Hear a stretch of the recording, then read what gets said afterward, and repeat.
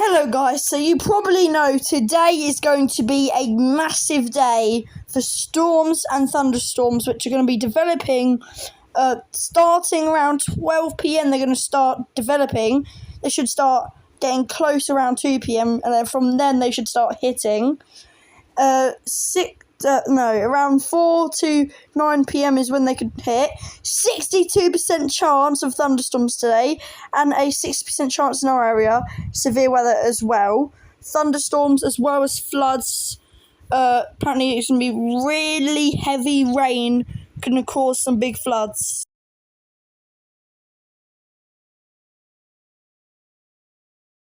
We also have the weather warning from Met Office for thunderstorms, which surrounds a vast area of the UK.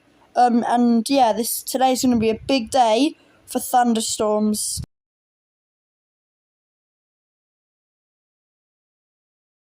The current weather is pretty overcast, and there's quite a few cumulus clouds going around.